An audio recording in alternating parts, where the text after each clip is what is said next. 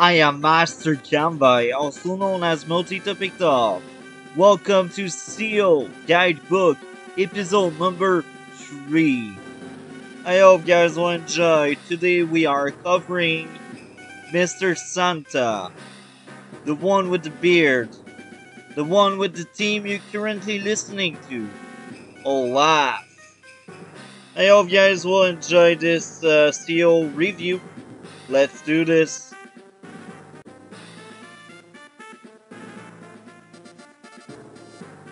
So, from the get-go, Olaf has no day-to-day. He's not affected by snow, but since snow is not every day, uh, he has no day-to-day. However, there's something we should call a weakness. When there is rain, Olaf is affected the same way as any other seal are affected inside of snow. So this means rain is snow for Olaf, and snow is sun for Olaf as well. To make it more simple, more clear, Olaf don't lose any movement range in snow. Olaf lose movement range inside of rain. Now this day-to-day is not impressive.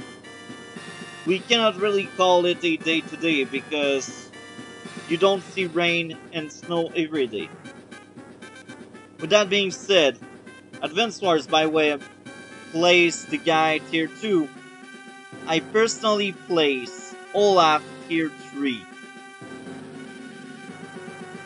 Olaf has no day-to-day, this is as simple as that. Now, what's going on with Olaf? Power or super? What should you use? Now it really depends on your way of playing. What's your intent? Olaf power for 3 stars. Slow down the enemy but not you. So you can disrupt the capture game this way. You can protect your capture this way. Because if your opponent has less movement range, your opponent cannot reach your units. So you can improve your capture game by using Blizzard for 3 stars. Now, Winter Fury is OP as hell. Global damage is really good. The longer the game will be, the more chance you'll have to win. This is the way global damage works. You need to finish this fast versus global damage. If you don't, you lost. Each time Olaf uses Winter Fury, you have snow for an entire day. You remove 20% of your enemy troops and value because you deal 2 damage to all of the enemy units.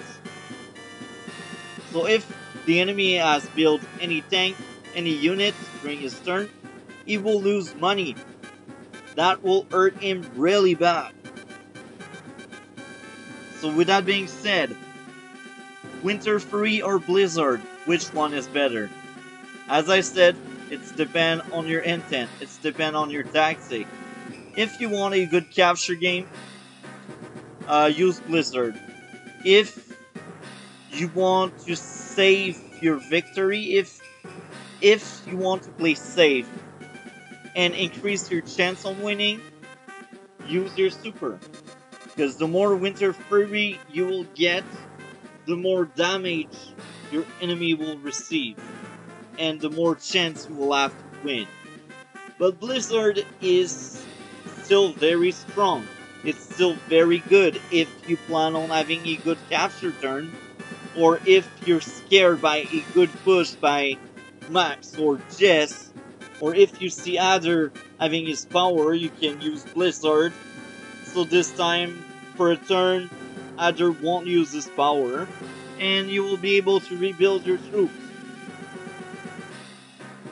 So, I think I spoke enough about Winter Fury slash Blizzard. How do you counter Olaf? Transport. APC Transport Copter. I suggest Transport Copter over APC because terrain don't affect Transport Copter. I must also say, when you know a Blizzard or Winter Fury is coming, uh, try to maintain your position. Don't spread your troops during a blizzard. Try to make a huge block of units during blizzard or winter fury, because if you have a huge blob of units, even if it tries to destroy your blob of units, your counterattack can be good because all of your units are close from each other. That's the best way I see to counter Olaf. Now, since Olaf has no real weakness, you cannot really truly have a tactic against Olaf. Indirect works, direct works, but I should say indirects are actually really bad against Olaf. When I think about it, they are really bad. Don't use indirects against Olaf. Now, the explanation why is the fact that indirects tend, and most of the time, they move slower than your direct units. So place snow on top of that, forget it. Your indirect won't be able to move. Now, if you know your friend is playing Olaf, you can be a jerk and pick up Drake. This is perfect counter for Olaf. And it all goes to who can do the best push during the super. Because the second super will erase the first one by making rain or snow. But both cases, the player with the best push will win. Another seal that can be good against Olaf is Andy, but even there, if you face off a Andy player, just like in my Andy video, you can still make your way around Winter Fury on either side. If you're Andy and he pops Winter Fury, use your power. If you are Olaf and you pop Winter Fury and you know your opponent will have a power like Hyper Repair, well, have a good push. Don't waste units, have a good push during your super.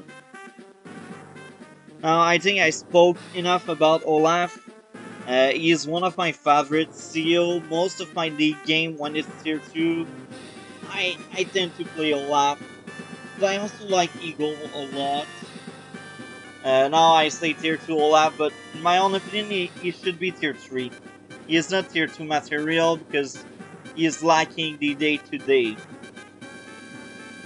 So I hope guys enjoyed. For those who said you did not mention Hawk, now I should say Hawk versus Olaf, it really depends on the players.